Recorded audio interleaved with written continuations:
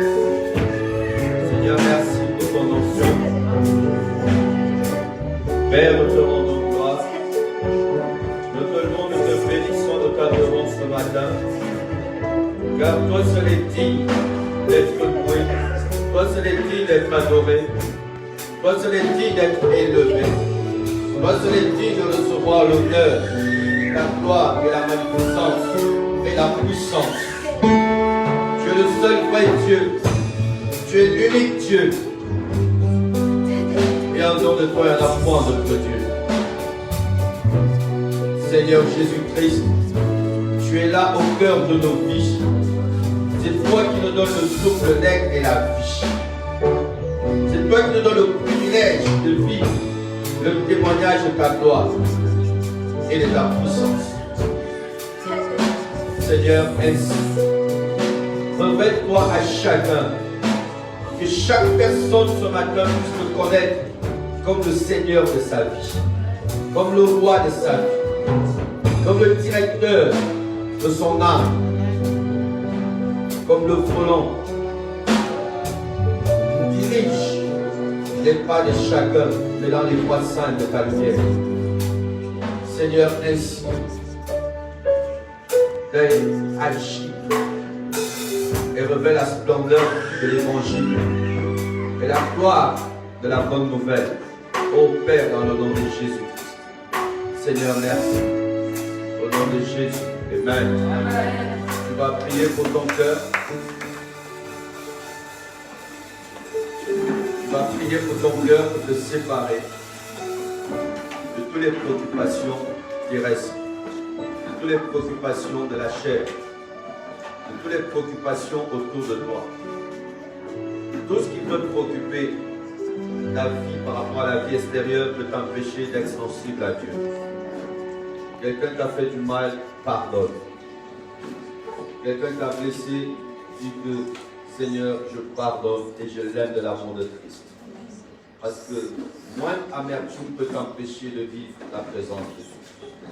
Quelque chose t'a fait mal hier, c'est le moment de dire Seigneur, enlève ma douleur. Je te donne ma douleur, donne-moi la guérison. Je te remets mes imperfections, rends-moi parfait. Je te donne mes peines, mais remplis-moi maintenant de la force de la guérison intérieure. Je te donne toutes mes insuffisances. Je te donne la stérilité de ma vie. Je te donne mes peurs, donne-moi l'assurance. Et je pardonne tous ceux qui m'ont fait du mal, de loin ou de près, en proclamant que tu les aimes de l'amour de Christ. Et laisse l'amour de Dieu remplir ton cœur ce matin. Permets ainsi que le Seigneur puisse rebâtir et reconstruire ta vie et permettre que son Fils soit formé en toi. Là où le Fils n'est pas formé, c'est la mort qui demeure.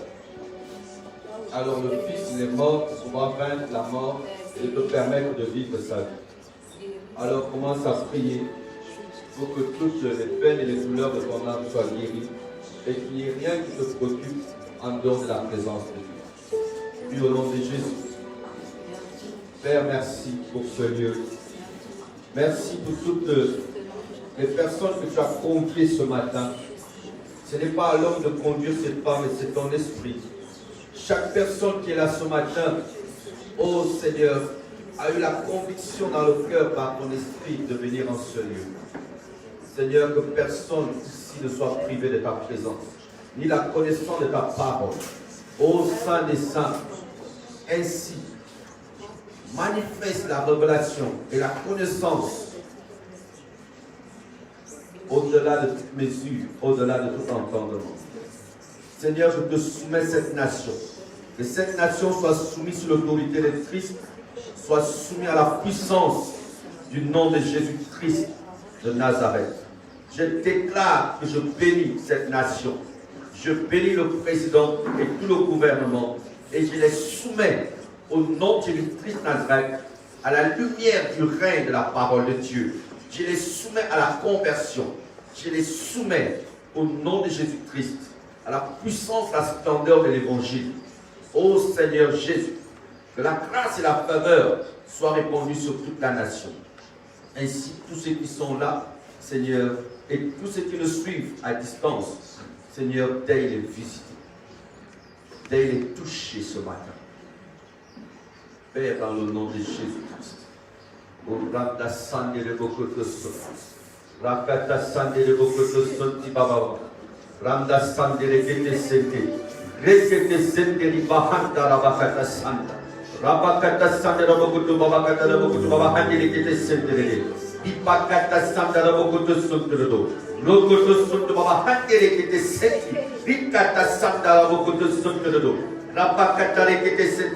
Je crée l'atmosphère du royaume des cieux. Ô Père, que ta volonté soit manifeste en ce lieu, comme tu l'as établi dans les cieux. Le même atmosphère dans les cieux puisse commencer à agir maintenant en ce lieu. L'atmosphère de paix, l'atmosphère de joie, l'atmosphère la santé divine. Ô Père, l'atmosphère l'assurance, l'atmosphère auquel Christ libère la grâce et la faveur.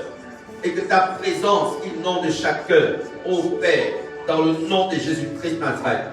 Randa santere kete sente, zita la bakata sanda la bokoto sontero, la bakata la bokoto sontero, baba handere kete sente, rekete sente bakata sanda, la bakata sanda la bokoto sontero, ibakata rekete sente, rekete sente bokoto sontero, baba handere kete sente baba. Baba handara bakata sanda na bokoto baba kata rekete sente rekete sente bokoto sontoro sita la bakata sanda na bokoto sente baba kata rekete sente sanda na bokoto sontoro baba handere rekete sente baba. Merci Saint-Esprit de Dieu, merci Seigneur Jésus, que la gloire te revienne Père dans le nom de Jésus-Christ. Merci Seigneur, alléluia, amen. Je vous prie de vous asseoir et nous allons partager la parole de Dieu. On va lire le passage dans 2 Pierre.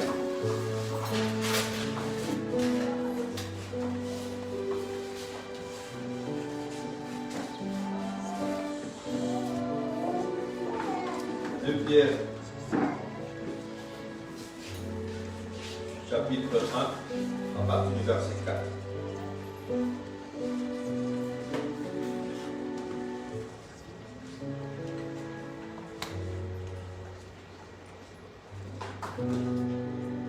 Nous y sommes.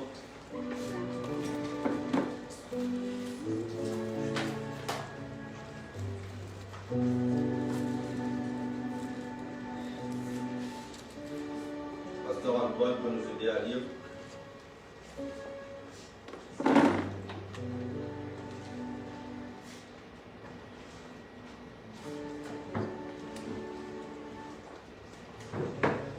De Pierre, chapitre 1, à partir du verset 4, dit le contenu.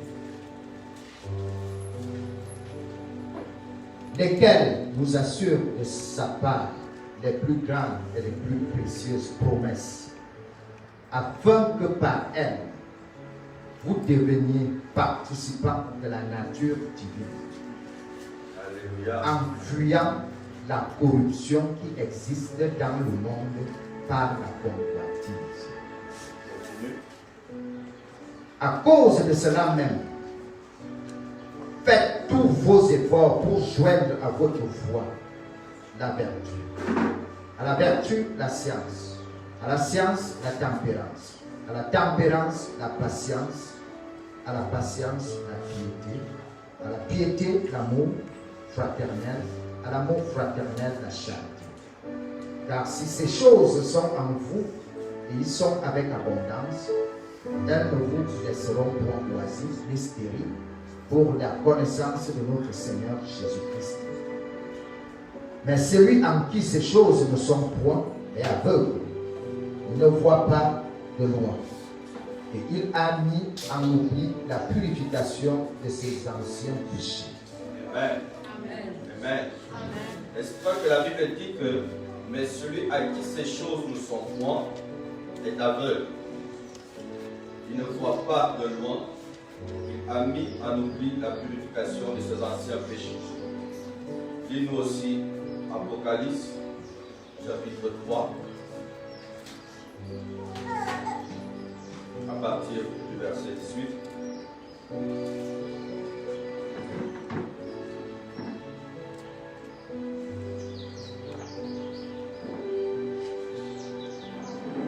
Apocalypse, dans son chapitre 3, à partir du verset 18, il est écrit: Je te conseille d'acheter de moi de l'or éprouvé par le feu, afin que tu deviennes riche, et des vêtements blancs, afin que tu sois vêtu, et que la honte de ta nudité ne paraisse pas, et un collier pour oindre tes yeux, afin que tu vois. Moi je reprends et je châtie tout ce que j'aime, et donc du zèle et le vin. On commence au verset 14 jusqu'à 18. Apocalypse chapitre 3, à partir du verset 14, il est écrit: Écris à l'ange de l'église de Laodicée. Voici ce que dit l'Amen, le témoin fidèle et véritable, le commencement de la création de Dieu. Je connais tes œuvres. Je sais que tu n'es ni froid ni bouillant. Puisses-tu être froid ou bouillant? Ainsi, parce que tu es tiède et que tu n'es ni froid ni bouillant, je te vomirai de ma bouche. Parce que tu dis: je suis riche, je me suis enrichi et je n'ai besoin de rien. Et parce que tu ne sais pas que tu es malheureux, misérable, pauvre, aveugle et nu, je te conseille d'acheter de moi de l'or éprouvé par le feu. Amen. Gloire à Dieu. Amen. Vous avez suivi cette lecture. Amen. Ici, dans 2 Pierre, nous voyons que si ces choses ne sont pas en vous, amen, vous êtes aveugles. Amen. Donc, qu'est-ce qui devrait être en nous? La nature de la divinité de Dieu. Amen. Et dans Apocalypse 3, à partir du verset 14, il parle de l'église de Laodicée. Laodicée, Laos, amen, il veut dire l'église qui s'est accoutumée avec le monde. Amen. C'est pour cela qu'il explique que l'église qui s'est accoutumée avec le monde est tantôt avec Dieu, tantôt avec le monde. C'est pour ça qu'il dit que le fait que tu es tiède, il te vomirait. Donc Dieu dit: je ne partage pas ce qui est à moi avec ce qui est dans le monde. Amen.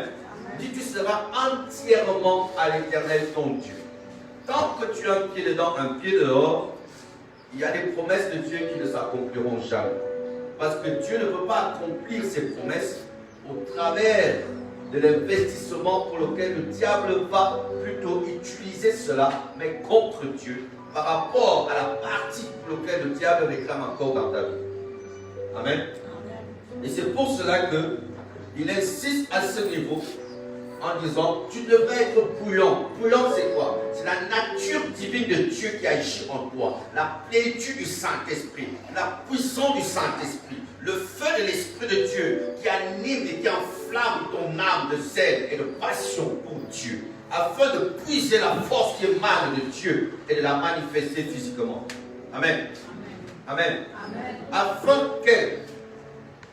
Afin que par elle, deveniez participants à la nature divine, en fuyant la corruption qui existe dans le monde. Amen. Ici, on parle, on insiste de la nature divine. Si on parle de la nature divine, ça veut dire que tu deviens tel que Dieu est.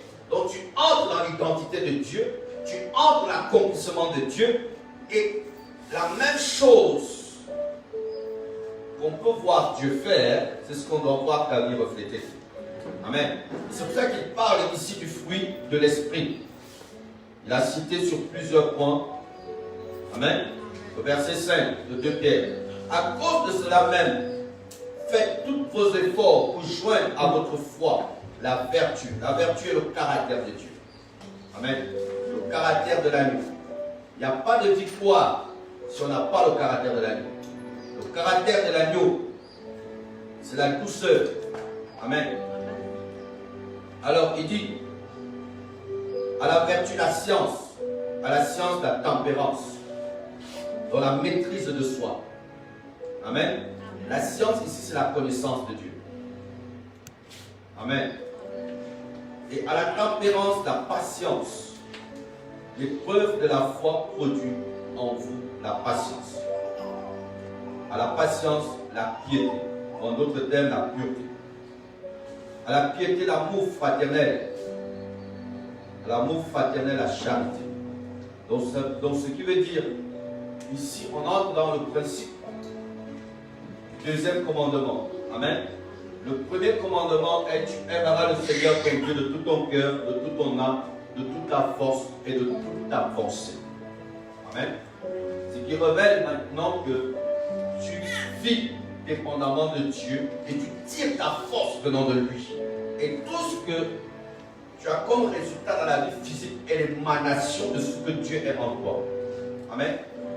Mais le deuxième commandement, il est dit: tu aimeras ton prochain car c'est toi-même. Amen. La vraie traduction, c'est que tu aimeras ton prochain car c'est toi-même. Amen. En d'autres termes, si tu fais du mal à ton frère, tu es en train de faire du mal contre toi-même.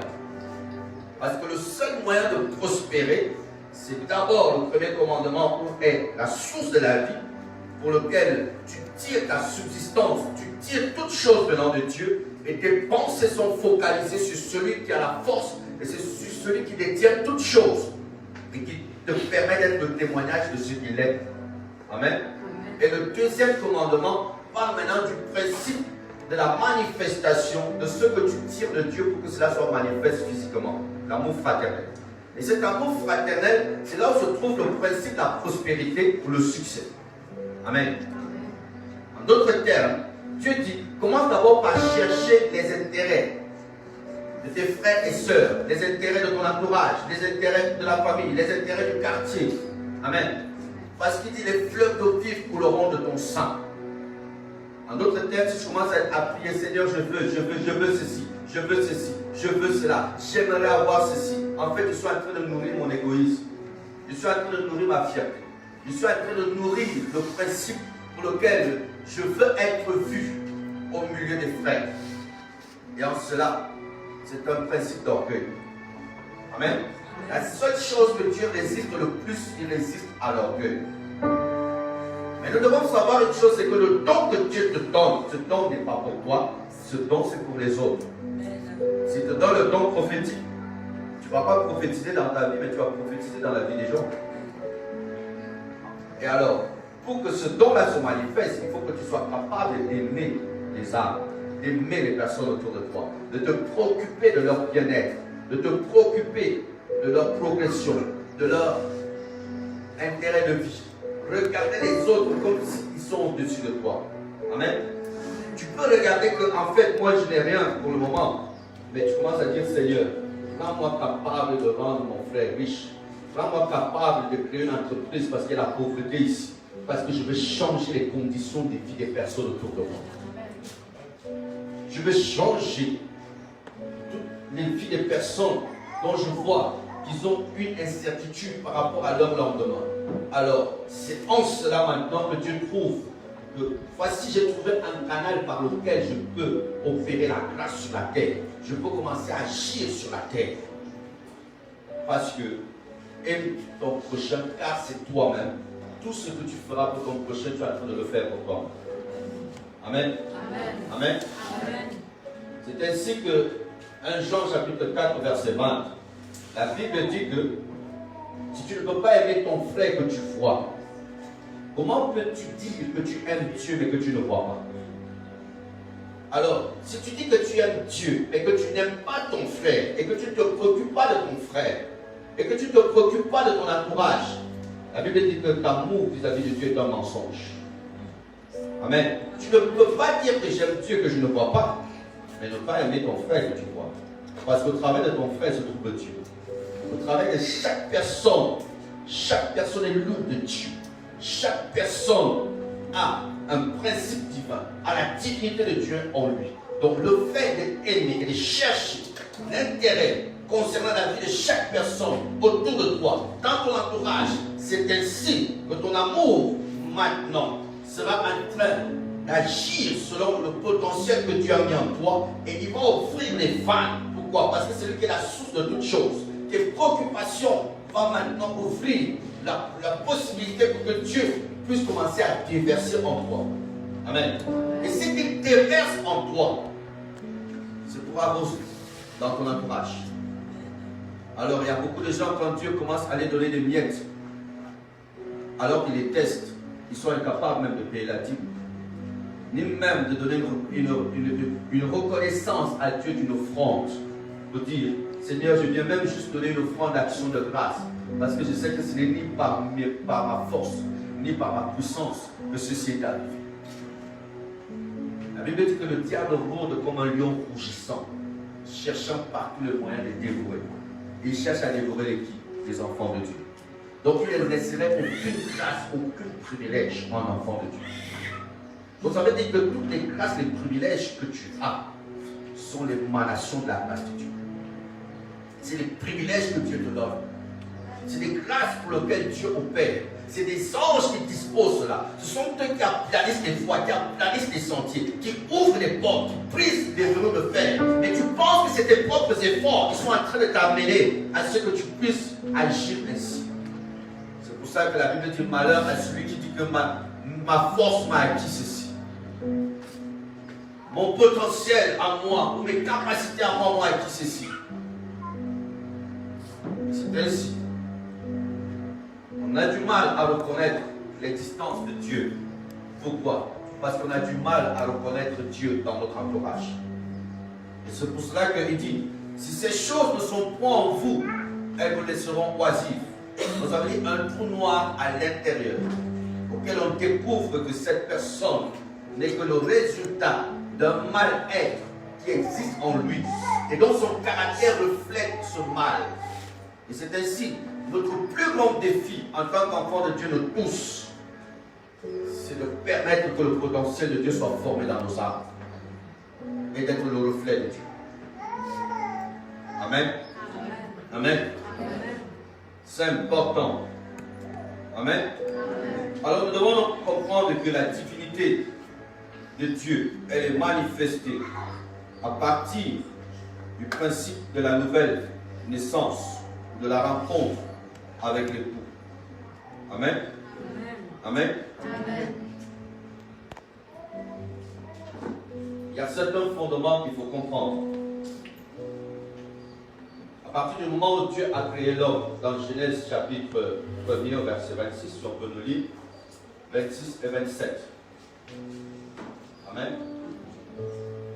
La Bible dit que Dieu nous a créés pour dominer, pour régner et pour révéler sa gloire et sa puissance. On peut nous lire le passage. Genèse chapitre 1, à partir du verset 26, il est écrit. Puis Dieu dit, faisons l'homme à notre image, selon notre ressemblance. Selon notre ressemblance. En fait, en d'autres termes, qu'il est la vertu de Dieu et le reflet de la connaissance de Dieu. Qu'il est le caractère sacré de Dieu est mis en lui. Et c'est pour cela qu'il dit, faisons l'homme à notre image. Il ne s'arrête pas juste au niveau de l'image.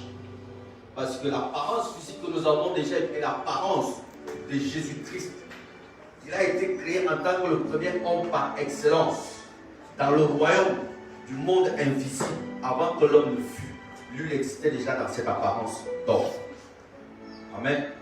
Donc, toute l'image, la ressemblance de l'homme n'est que le reflet de Jésus et la personne de Jésus manifestée sous forme physique. Amen. Donc, il ne s'arrête pas sur l'image, mais il dit en fonction de la ressemblance exacte. La ressemblance parle maintenant du principe de la nature divine, ou le caractère sacré de Dieu, où les vertus de Dieu doivent maintenant refléter le caractère, les prises de décision, les paroles, les faits et gestes. Donc Dieu ne veut pas rester lui seul dans la dimension glorieuse, mais il veut la partager avec l'homme qu'il aime plus que toute autre chose. Lis la suite. Et qu'il domine sur les poissons de la mer. La Bible dit qu'il domine sur tout. Continue. Sur les oiseaux du ciel, sur le bétail, sur toute la terre, et sur tous les reptiles qui rampent sur la terre. Dieu créa l'homme à son image. Il répète encore au verset 27. Il créa l'homme à son image. Continue. Il le créa à l'image de Dieu. Il le créa exactement selon le potentiel de Dieu. Continue. Il créa l'homme et la femme. Dieu les bénit et Dieu leur dit, soyez féconds, multipliez, remplissez la terre et l'assujettissez, et dominez sur les poissons de la mer, sur les oiseaux du ciel et sur tout animal qui se meut sur la terre. Amen. Vous suivez. Amen. Voici le programme que Dieu a émis en créant l'homme. Amen. Afin qu'il domine et qu'il assujettisse. Ça veut dire qu'il soumet toute la création à la royauté et sous le règne de Dieu et sous la puissance de Dieu. Amen.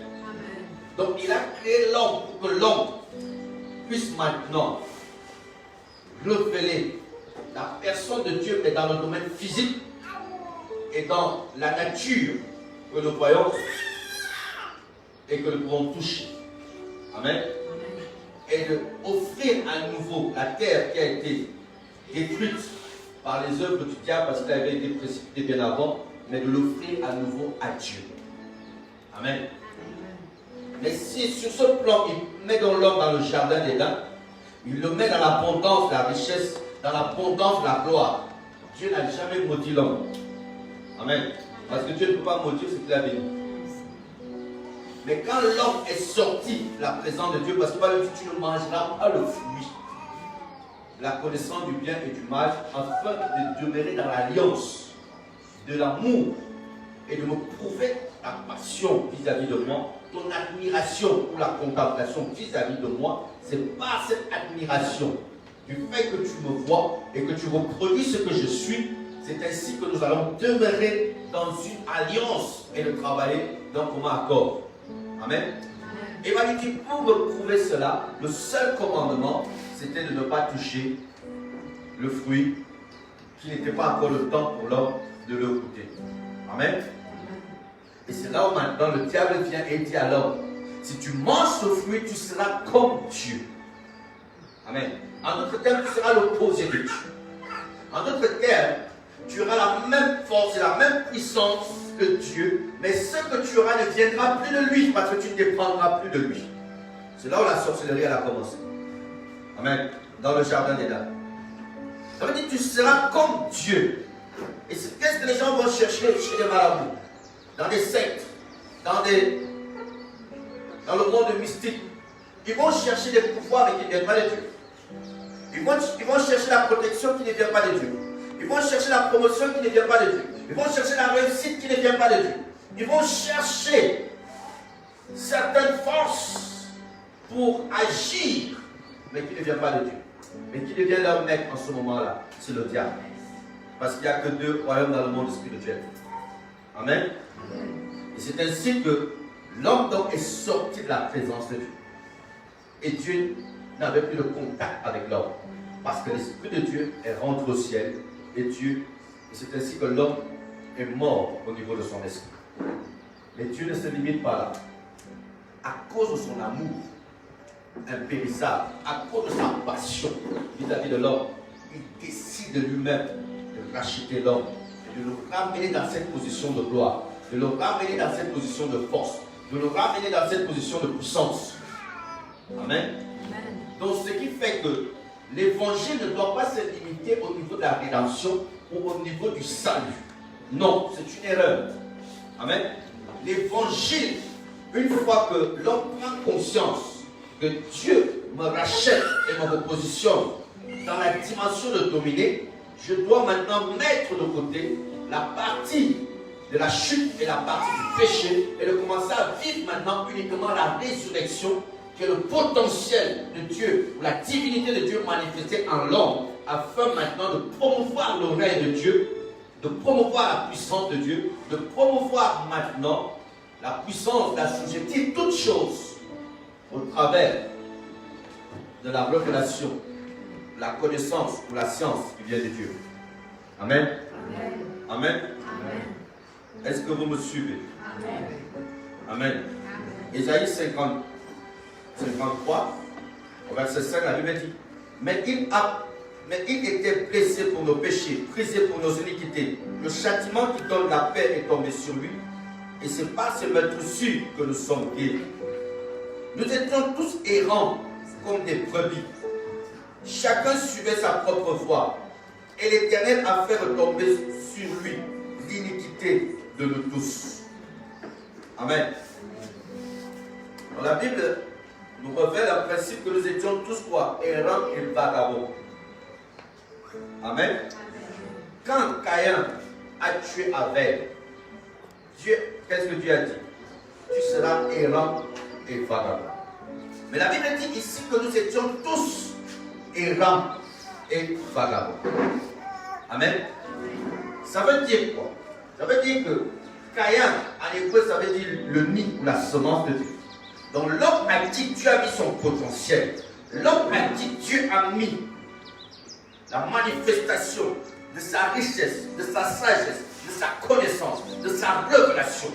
L'homme à qui Dieu s'est investi et a mis ses vertus. Amen. Afin que l'homme maintenant puisse faire croître le Fils, puisse faire croître le Christ en lui, puisse amener que le Christ soit développé au niveau de son âme et que le Christ soit manifeste au niveau de la vie physique de tous les jours. Il va tuer Abel. Abel, c'est Avel.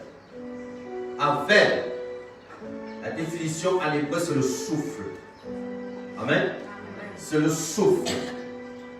Avel. Amen. Mais Job 32, au verset 8, la Bible dit en réalité, en l'homme, c'est l'esprit. Et c'est le souffle du Tout-Puissant qui donne l'intelligence. Donc, Caïn et Abel, c'est une même personne. On parle d'Adam dans la définition de ces deux noms. L'homme qui a tué le souffle divin en lui. Amen. L'homme qui a tué le potentiel de Dieu en lui. Et c'est pour ça qu'il dira, il sera errant et vagabond. Pourquoi? Son intérieur est devenu un trou noir. Son intérieur est devenu une incertitude. Il n'a plus de foi. Il ne croit plus en rien.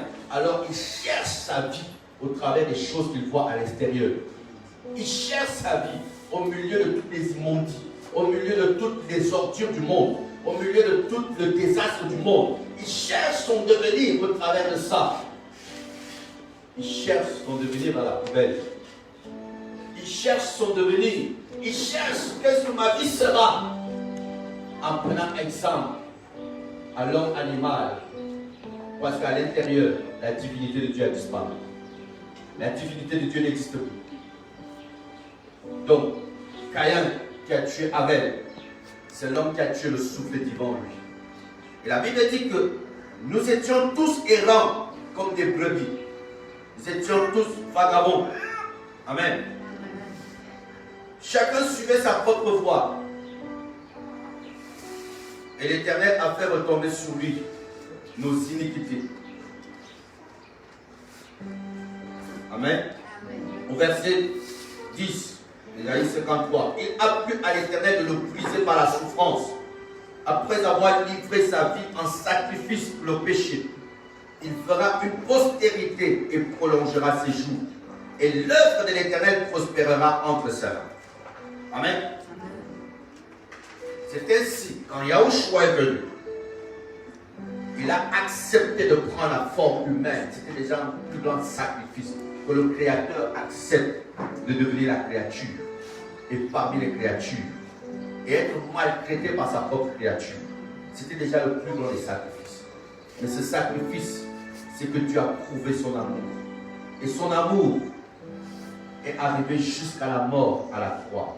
Et cette mort à la croix, il a pris tous nos péchés, toutes nos iniquités, toute condamnation qui pesait contre nous. La Bible dit qu'il s'est livré en sacrifice pour tous nos péchés. Et il fera une postérité et prolongera ses jours. Au moment où le diable pensait que je suis en train de finir avec lui, je suis en train de le tuer. Mais en fait, il est en train de se multiplier. Il prolongera ses jours sur la terre par la puissance de la résurrection. il est ressuscité avec chacun de nous. Et celui qui reçoit Jésus-Christ comme Seigneur et Sauveur, reçoit en lui l'esprit de Christ, par lequel il crie à ma Père. Ça veut dire que le Père ne te voit plus, mais il voit son Fils en toi. Et c'est ce qui permet à ce que le Fils soit formé de nouveau au travers de toi sur la terre et qu'il prolonge ses jours sur la terre. Tel qu'il est, tel tu devrais être. Et c'est ça la manifestation de la divinité de Dieu sur la terre au travers de toi. Alors la prise de conscience, c'est de savoir, je dois permettre que le Fils soit entièrement formé dans mon âme. Et c'est ce que la Bible dit, je souffle les douleurs de l'enfantement jusqu'à ce que Christ soit formé. Ces douleurs de l'enfantement, c'est de faire mourir toutes les passions de mon âme, toutes les envies de mon âme. C'est de faire mourir le désordre extérieur. C'est de faire briser les voies tortueuses de mon âme par des jeûnes, par des prières, afin que Christ puisse maintenant être formé au travers de mon âme et que mon âme soit maintenant l'expression du fleuve qui émane de Dieu, mais dans la vie physique de tous les jours. Amen. Amen. Donc ce qui fait que le travail de l'âme est tellement important. Amen. C'est par là que le Seigneur permet à ce que la vie glorieuse de Christ soit manifestée sur la terre. Amen. Amen. Amen. Amen. Est-ce que vous êtes avec moi? Amen. Que le Seigneur soit glorifié. Amen. Exode 22, 22. Exode 22, 22. La Bible dit, tu n'affligeras point la veuve ni l'orphelin. Amen. Amen. Tu n'affligeras point la veuve ni l'orphelin. Je veux qu'on puisse comprendre juste les bases de certains principes. Amen. Afin que nous puissions continuer à accélérer un processus de conscience permanent de la vie de Dieu qui doit être matérialisé dans nos âmes. Parce qu'il dit, si ces choses ne sont pas en vous, il ne faut pas en vouloir à Dieu. Il y a des choses qui doivent être formées dans nos âmes, mais qui émanent de Dieu. Tant que cela n'est pas formé dans nos âmes, nous ne verrons pas Dieu dans notre vie physique. Amen. Amen. La veuve ici, c'est une femme qui est privée de son époux. Amen. Amen. Et l'orphelin, c'est un enfant qui est détaché de son père. Amen. Amen. Et c'est pour cela que Dieu dit, où es-tu? Amen. Amen. Où es-tu, ça veut dire Eyeka. Amen. En hébreu. Mais Eyeka, ça veut dire je frapperai ou je fracasserai. Amen. C'est ce qu'il dit dans Apocalypse chapitre 3, au verset 20. Amen. On peut nous lire le passage. Où, quand Dieu est en train de chercher son fils. Amen. Son fils qui a perdu la conscience du Père. Le fils qui a perdu la conscience de l'existence. Amen. Donc, une femme qui a perdu l'époux, c'est l'Église. Et donc Christ est l'époux céleste. Amen. Et c'est toujours la même réalité qui revient sur la chute d'Adam. L'épouse, ici, c'est nous. Et cette conscience, nous devons comprendre que la veuve, c'est l'humanité qui a perdu l'époux céleste et a perdu la forme originaire de Christ en lui. Donc, les épousailles intérieures, c'est la communication de ton âme avec l'Esprit de Dieu à l'intérieur. C'est ce qui permet à ce que ton âme puise la forme de l'époux et reflète la forme de l'époux. C'est ce lequel nous avons lu, la divinité de Dieu qui doit être présente au travers de nos âmes. Et que la nature, la puissance de Dieu commence à agir au niveau de nos vies. Amen. L'orphelin, c'est le fils en qui le père n'arrive pas à faire croire parce qu'il n'est plus. Donc en d'autres termes, celui qui a perdu la conscience du père. Amen. Où le père a disparu. Et c'est ce qui fait que on devient vagabond et errant, vivant dans les immondices de toutes sortes de faits. Amen. Par rapport à tout ce que les gens voient au niveau de la vie extérieure, et dont la vie intérieure est vide. Amen. Donc ici, nous voyons que Dieu cherche à reconquérir le fils qui est perdu. Et ce fils qui est perdu, c'est la conscience que ce n'est plus nous qui vivons, mais c'est Jésus qui vit en nous. Mais celui qui n'a pas Jésus-Christ en lui, n'a pas la conscience du Père. Mais le Père, il est roi. Mais le Père détient toutes les richesses. Mais le Père détient toutes choses. Tout ce que Dieu a créé sur la terre l'appartient. Tout ce qui existe appartient à Dieu. Mais si je n'ai pas la conscience du Père et que je vis comme un orphelin, je serai en train de vivre comme quelqu'un qui est abandonné au travers des poubelles, au travers des souffrances, n'ayant pas conscience que j'ai une alliance et j'ai une paternité quelque part qui permet à ce que la vie glorieuse de Dieu soit formée entièrement en moi. Amen. Amen. Amen. Amen. Et c'est ce qui maintient dans l'homme au travers de l'égarement et qui le pousse à vivre en dehors des principes de valeur pour lesquels Dieu veut affirmer dans chacun de nous. Amen. Amen. Pour lequel Dieu veut révéler au travers de chacun de nous. Et que la gloire de son nom puisse être inscrite dans l'âme de chacun. Pas seulement au niveau de l'esprit. Il dit, je viendrai graver mon nom en toi. Et mon nom ne sera jamais profané. Et mon nom ne sera jamais dans la confusion. Et mon nom ne sera jamais déshonoré au milieu de la terre. Et c'est ainsi. Mais il faut que son nom glorieux soit gravé et inscrit au niveau de la fonction de l'âme. Amen. Et qu'il ne reste pas au niveau de l'esprit. Amen. C'est ainsi qu'il dit dans Romains 10, 17. Ainsi la foi vient de ce qu'on entend, et ce qu'on entend vient de la parole de Christ. Amen. Donc ça veut dire que si je ne suis pas nourri du fondement qui est là, qui est la foi ou la parole de Christ, je serai en train de nourrir mon âme plutôt avec des choses extérieures. Et ces choses extérieures, c'est ce qui montre les convoitises charnelles et l'oubli de la purification des souillures qui sont en train d'alimenter de mauvaises pensées, de mauvaises imaginations, une mauvaise manière de voir les choses. Amen. Amen. Dans le principe de la foi, il est dit dans Hébreux chapitre 11, or la foi est une ferme assurance des choses qu'on espère et une démonstration de celles qu'on ne voit pas. Amen. Amen. Chaque personne dans la vie a l'assurance sur quelque chose. Amen. Amen. Chaque personne a l'assurance sur quelque chose. On va nous le dire 2 Corinthiens 3 à partir du verset 4. La Bible nous révèle, amen, que la foi, premièrement, c'est une ferme assurance. Même si quelqu'un ne travaille pas, il compte au moins sur quelque chose pour manger. Il compte au moins sur quelque chose pour soit travailler, soit arriver à quelque chose, soit réaliser quelque chose. Chaque personne, aucun homme ne peut vivre sans avoir assurance sur quelque chose. Mais la Bible nous révèle celui à qui nous devons avoir l'assurance. Amen. Amen. Et si l'assurance n'est pas focalisée sur nous, tout ce que nous ferons n'est que néant et n'aboutira à rien du tout. Lis-nous le passage.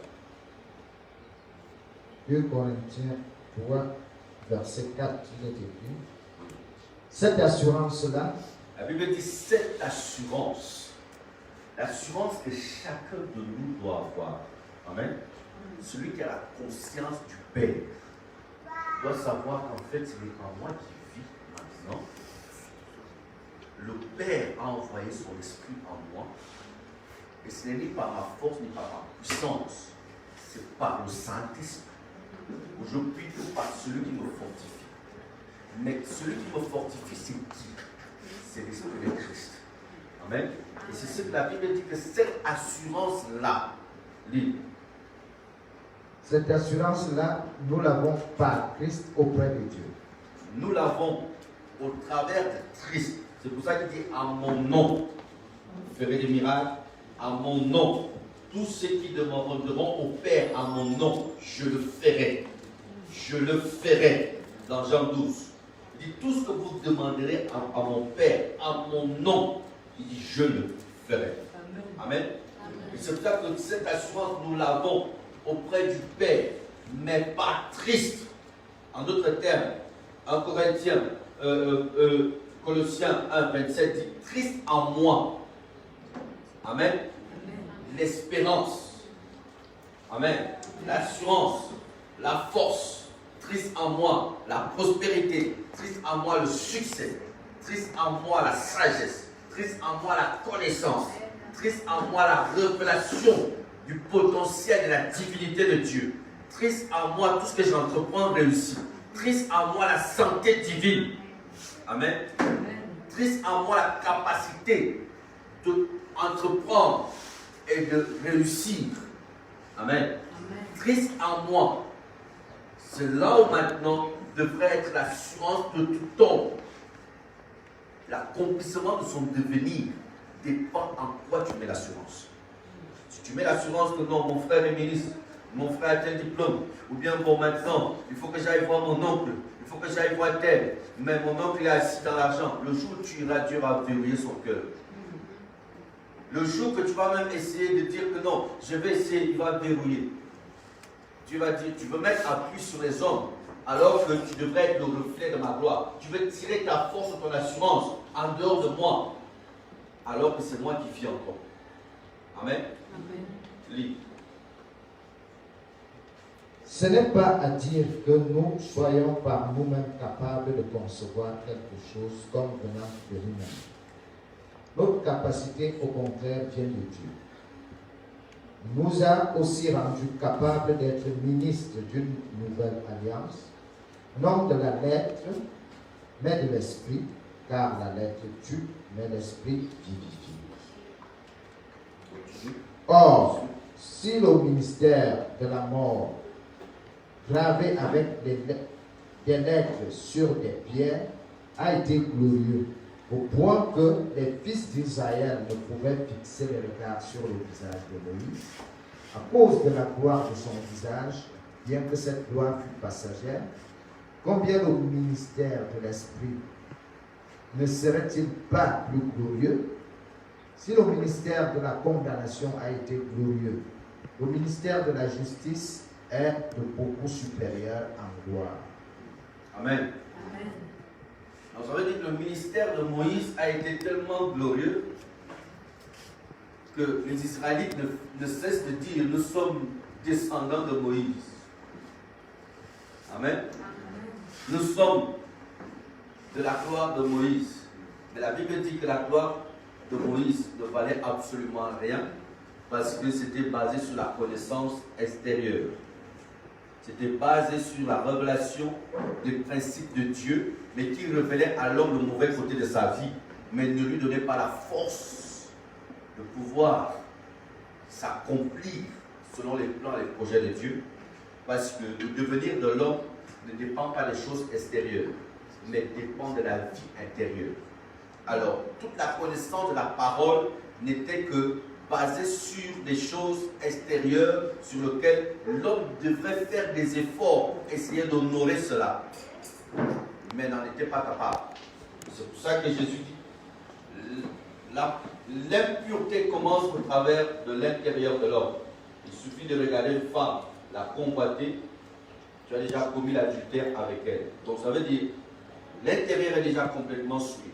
Et c'est pour ça que maintenant le mystère de l'esprit est beaucoup plus glorieux, parce que maintenant la puissance du Saint-Esprit qui vient agir en nous nous donne la conscience de la sainteté, la conscience de la pureté, et au travers du feu de sa présence commence maintenant à mettre une pression au niveau de l'âme afin de dépouiller dans l'âme tout ce que l'âme a absorbé venant du monde. toute impureté et de détruire cela. Et que le fleuve coule maintenant au travers de la puissance du Saint-Esprit. Et ce fleuve-là, la Bible dit que notre assurance, au contraire, amen, n'est pas basée sur nos capacités extérieures, sur nos efforts extérieurs, sur notre habilité extérieure. Mais notre assurance est au travers de la puissance du Saint-Esprit. Amen. Amen. Amen. Si on voit les pompiers en train de rouler le tuyau ne ressemble à rien, c'est notre partie charnelle. Amen. Tout le monde peut marcher dessus. Mais si on connecte ce tuyau à une pression d'eau très forte et très puissante, cette pression d'eau peut déplacer une voiture. Et cette pression d'eau symbolise donc la puissance du Saint-Esprit qui agit en nous. Et donc indépendamment de nos faiblesses dans la chair. Et c'est pour cela que dans tout ce que nous faisons, nous devons avoir l'assurance qu'il y a une puissance qui agit en moi. C'est pour ça que dans Actes chapitre 3, quand Pierre arrive à la belle porte et il trouve le paralytique assis sur la belle porte, il dit, je n'ai ni or ni argent, mais ce que j'ai, je te le donne. Ça veut dire, j'ai une puissance en moi, j'ai une force en moi, j'ai une attraction d'un fleuve qui coule, d'une électricité puissante à moi. Et il dit, au nom de Jésus, lève-toi. Et c'est ainsi que la conscience de Pierre n'était pas son apparence physique. Il disait que physiquement, je ne suis pas capable de t'aider. Mais il y a une puissance en moi, une habilité en moi, une capacité extraordinaire en moi. Et donc, notre assurance à chacun de nous, si nous pensons ainsi, toutes les affaires vont marcher. Si nous pensons ainsi, tu ne manqueras de rien. Si nous vivons avec cette conscience,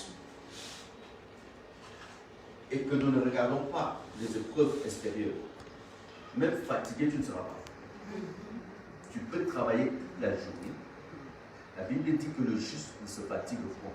Il renouvelle ses forces. Il court, il ne se lasse point, il ne se fatigue point. Il a la vigueur d'un jeune, la force d'un jeune. Ça veut dire quand tu as conscience que je ne vis pas en fonction des faiblesses de ma chair, mais il y a une puissance qui agit en moi. Chaque fois que tu sens une faiblesse dans ta chair, tu dis, Seigneur, je te donne mes faiblesses. Donne-moi la force. Tu ne seras jamais fatigué. Parce qu'il est capable de mettre la dynamite au travers de ta vie. J'ai travaillé toute la journée avec ce qui était avec moi. Je suis rentré à la maison. J'aurais aussi dû être fatigué comme tout le monde. Mais je suis resté en prière jusqu'à 4 heures du matin. Pourquoi? Parce que je ne dépends pas de mon corps. Quand j'active cette puissance, quand je dis Saint-Esprit, ce corps est un corps. L'âme ici, c'est ton âme. Et je ne dépends pas de ma partie physique, mais je dépends de toi. Je dois atteindre certains objectifs que tu m'as dit par rapport au Cameroun.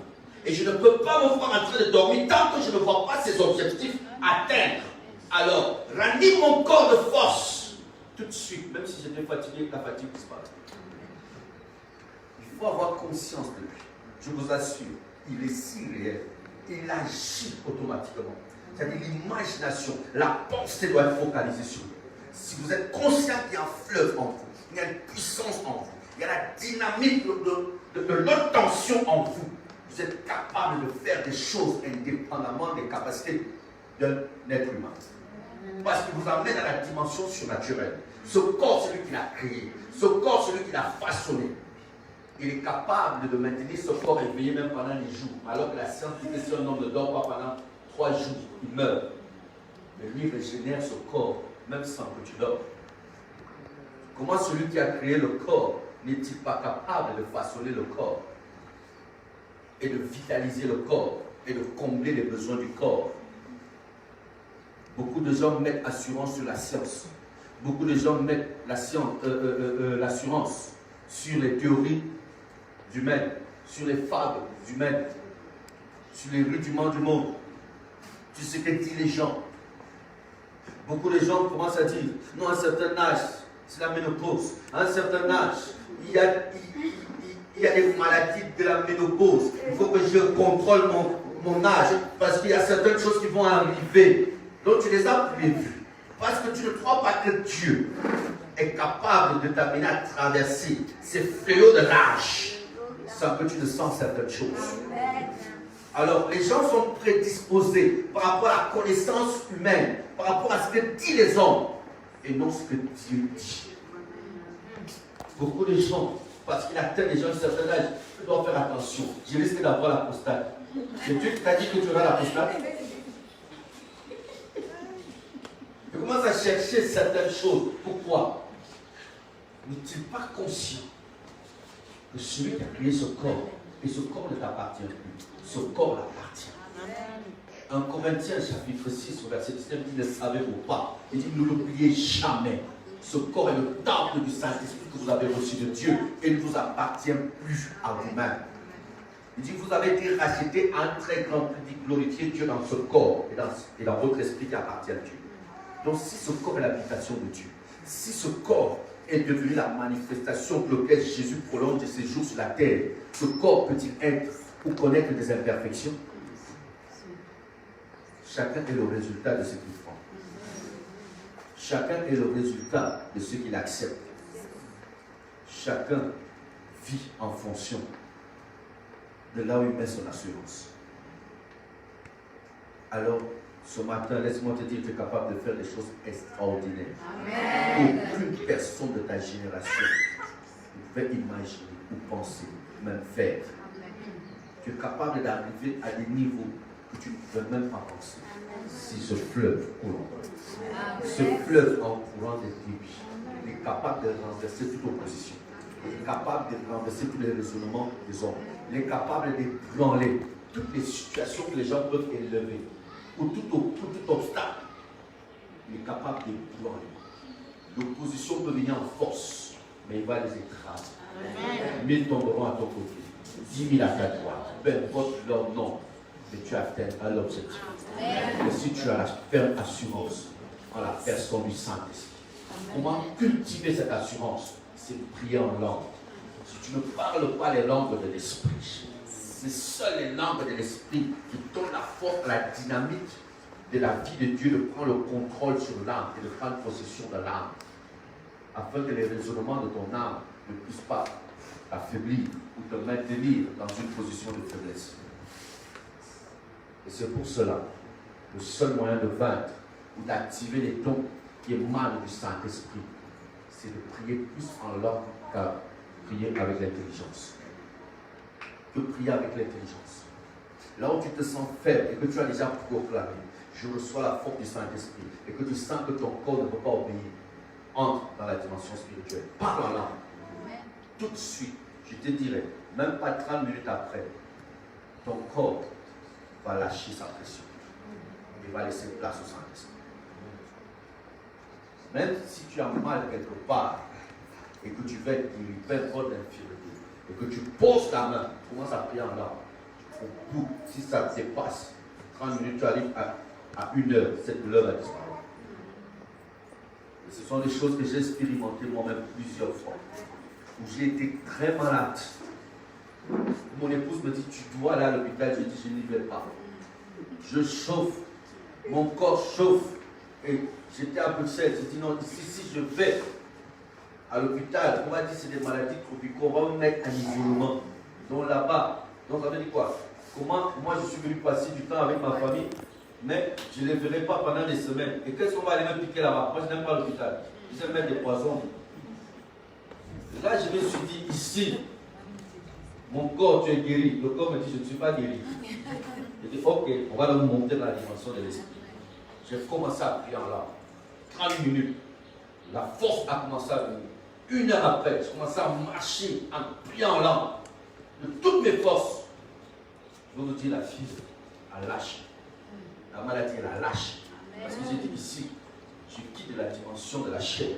Pour dire que non, ici, je me connecte à la puissance qui émane du Saint-Esprit. Pour dire: je vais vaincre les faiblesses de la chair. Et la chair ne pourra jamais dominer sur moi. Alors c'est ainsi. Tu peux être pur si tu as la conscience que nous n'accomplissons pas les désirs de la chair, mais nous accomplissons la volonté de Dieu et la puissance de l'Esprit de Dieu en nous. C'est ce qui nous maintient purs. Ce qui fait que toutes les convoitises qui peuvent venir, je proclame cette parole: je n'accomplirai pas les désirs de la chair. Parce que je ne vis pas selon la chair. et toutes les convoitises disparaissent. C'est ainsi. Laissez le fleuve ouvert vous. Ayez foi en la personne du Saint-Esprit. C'est une personne. Il est si réel. Il va te rendre ministère tous les jours.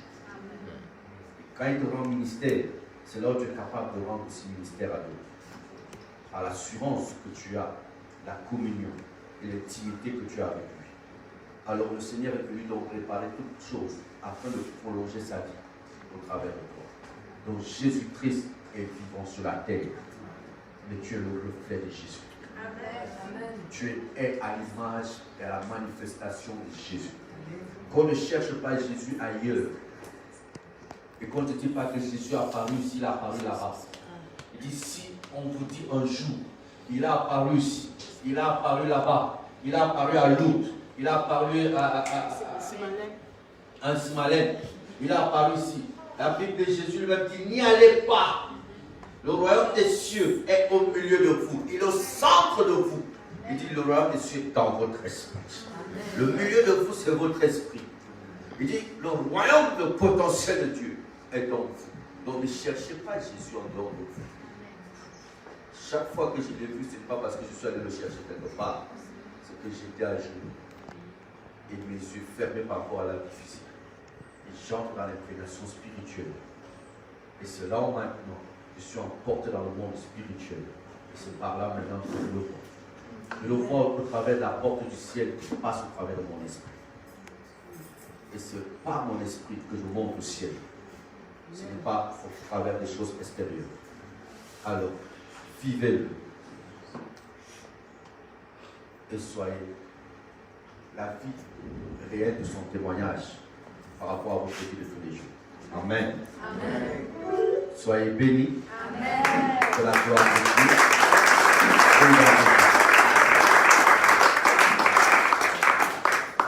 Gardez cette conscience que tu n'es pas un fils errant et vagabond.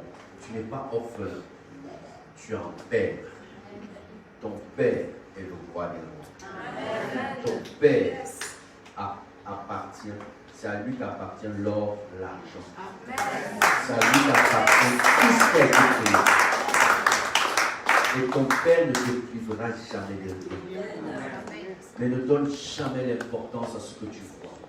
S'il voit que tu donnes de l'importance à ce qui est physique, il va te priver de cela. Parce que s'il te le donne, tu vas perdre sa conscience. Alors il veut d'abord que tu perdes la valeur de tous et à l'extérieur. Ne donne pas l'importance à une voiture, ou à une maison, ou à une villa. Ne donne pas l'importance au compte. Ne donne pas l'importance au milieu. Ne donne pas l'importance au travail.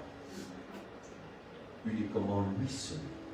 Et quand maintenant lui seul est l'unique trésor, l'unique richesse, il fera venir toutes ces choses qui vont te servir, parce que toutes ces choses le servent lui.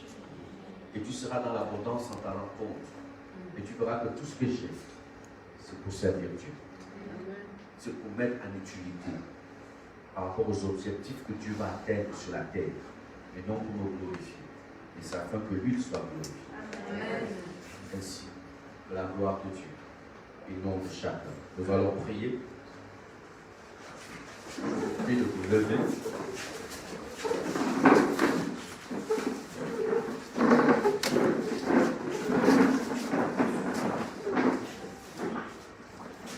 Amen. Vous allez prier après moi. Amen. Alléluia. Gloire au Seigneur Jésus.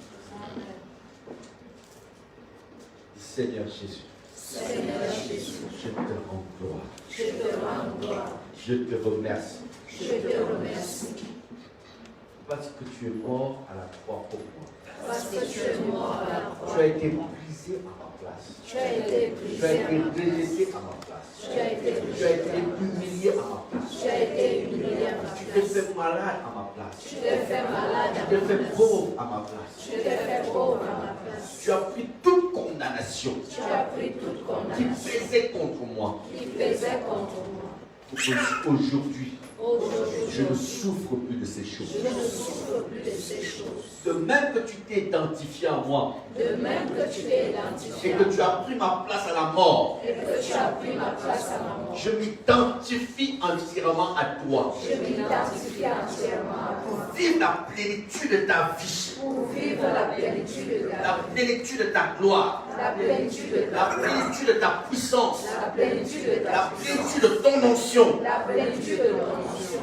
pour vivre Pour vivre le fleuve, le fleuve, la puissance de ton esprit. la puissance de ton esprit. J'ai foi en toi. J'ai foi. Mon assurance est en toi. Mon assurance est Mon espérance est en toi. Mon espérance est en toi. Et je sais que, Et je sais que, Seigneur, Seigneur, ce à quoi tu as souffert, ce à quoi tu as souffert, je ne peux plus souffrir de cela. je ne peux plus souffrir de cela. Selon les lois spirituelles, Selon les lois spirituelles, c'est injuste c'est injuste. si je souffre encore. Si je souffre Les encore, mêmes mots les mêmes pour lesquels pour lesquels tu as été tu sacrifié. as été sacrifié. Parce que ce n'est plus moi qui vis, Parce que ce n'est mais c'est toi qui vis en moi. Alors parce que je vis ta vie parce que je vis ta vie et que je suis le reflet de ta personne, et que je suis le reflet de ta personne, je ne peux plus je ne peux plus être sacrifié. être Je sacrifié. ne peux plus Je ne peux être malade. être Je malade. ne peux plus être pauvre. Être Je pauvre. ne peux plus être médiocre. Être Je médiocre. ne peux plus souffrir du rejet, ni de l'humiliation, Ni de l'humiliation, ni de l'insuffisance. ni de la Je ne peux plus souffrir de la stérilité. Je ne peux plus souffrir la stérilité. Selon les lois spirituelles, Selon les lois spirituelles, c'est injuste. c'est injuste. Et je ne veux pas que l'injustice Et je ne veux pas que l'injustice continue à opérer dans ma vie.